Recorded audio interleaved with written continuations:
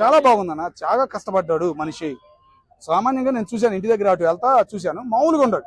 కానీ ఆ బాడీ ఎట్లా వచ్చింది ఏంటి అనేది ఇప్పుడు కూడా నాకు అర్థం కావట్లా.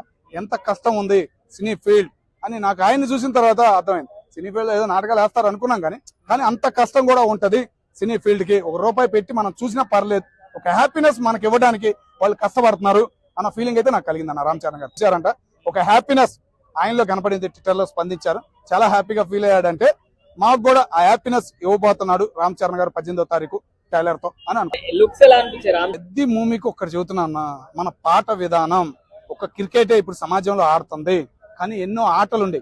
కబడ్డీ తెలుసా నీకు? బూస్టింగ్ బాస్టింగ్ అని కొన్ని ఆటలుండే, అవన్నీ చూపిపోతున్నారు దీనిలో. ఆ వస్తువులు రీసెంట్ గా ఎర్రగడ్డ మార్కెట్ లో చూసి ఆశ్చర్యపోయా, ఈ ఇంకా ఉన్నాయా అని అనుకున్నారు. రేపు పెద్ద సినిమా చూసినాక ఆ ఏడుండేరా బాబు చెక్కలయ్యి కొందామనే ఇంట్రెస్ట్ ప్రతి ఒక్కళ్ళు చూపిస్తారని నేను కంపల్సరీ. నాకు కష్టపడ్డాడు కనపడుతుంది, ఏంటంటే ఆయన వ్యక్తిత్వంగా చూసాం కాబట్టి. అక్కడ హాస్పిటల్ వాళ్ళ పిల్లలు పుట్టినప్పుడు హాస్పిటల్కి వచ్చినప్పుడు చూసాం కాబట్టి చెబుతున్నా. ఆ సినిమా లుక్ లో ఎన్ని చూసేబట్టి నాకు ఆశ్చర్యం అనిపించింది. రేపు టైలర్ వచ్చినాక ఇంత కష్టపడ్డా అన్న ఫీలింగ్ మనకు కలగైపోతుంది. కలెక్షన్ అనేది మాట్లాడకూడదు అన్న ఇప్పుడున్న సొసైటీలో.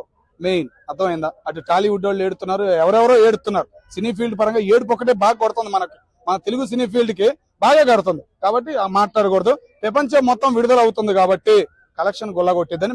నిన్న నుంచి ఐబూమ్ వచ్చింది కాబట్టి కొద్దిగా బాధ అనేది ఉంది. మరి ఆ బాధ ఉంచిద్దో పోగొట్టిద్దో అనేది చూడాలి. ఐబూమ్ బాధ లేకుండా ఉంటే పర్లా, ఓకేనా. ఐబూమ్ ఉందలే అని చెప్పేసి వెళ్ళలేదు అనుకో, బాధగానే ఉంటదని నేను దగ్గర. మరి నిన్నటి దాకా లేదు మాట ఐబూమ్, నిన్నటి నుంచి ఐబూమ్ అనేప్పటికీ అదో టెన్షన్ పట్టుకుంది వాళ్ళకి కూడా. కాబట్టి ఏందనేది చెప్పలేం.